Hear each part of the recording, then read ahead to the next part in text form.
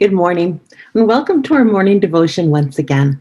I'm Pastor Tammy, and today, again, we will be in Matthew 6, 9 to 13. This is the model prayer. This is the prayer that Jesus taught his disciples to pray. And in Matthew 6, 9 to 13, today I'd like us to focus in on the verses in verse 10. It says, "Your kingdom come, your will be done on earth as it is in heaven."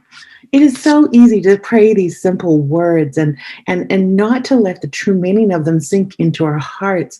His will be done, his kingdom come. The prayers that we pray when we come into alignment with what God's will is, how beautiful is the result. I believe in some ways that God waits, that God is a gentleman and that he waits. He waits for us to invite his will into the circumstances of our life. He waits for us to ask for his will to be done in our lives, in the lives of our children, in our churches. He waits just as a gentleman to enact his power, to enact his strength, until we come to him, until he sees evidence in our lives of someone who welcomes his kingdom, who welcomes him.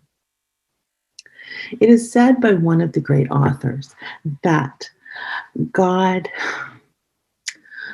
could not find a worthy man. God could not find a man who still wanted his will to be done on earth, and so he came himself.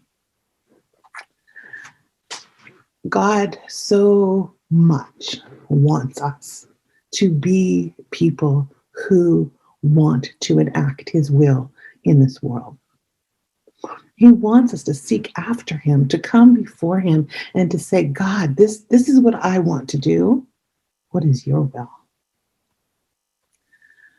So often, I know myself, and I know probably you too, we want to push ahead in whatever scheme or idea or anything that comes to mind for us.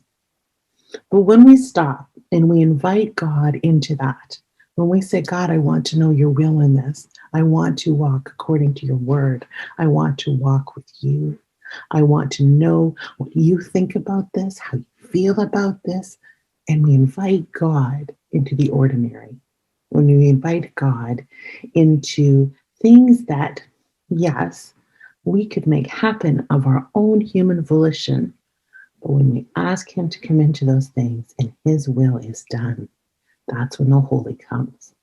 That's when things beyond our wildest imagination, that's when things that seem impossible suddenly become possible. Because God in the midst of us, God in the midst of our everyday ordinary life, turns it into something that is holy. I once heard a story about a woman who, when she folded her children's laundry, something so simple, something so everyday, that she would pray for her children and she would pray for God's will to be done in their lives. In such a simple way, she invited God into the ordinary of every day in her life. I invite you today. I invite you to invite God into the ordinary in your life. Invite him into the everyday. Invite him into the big things and the small things. Ask that his will would be done and just see what God does in your life. Have a wonderful week. God bless you.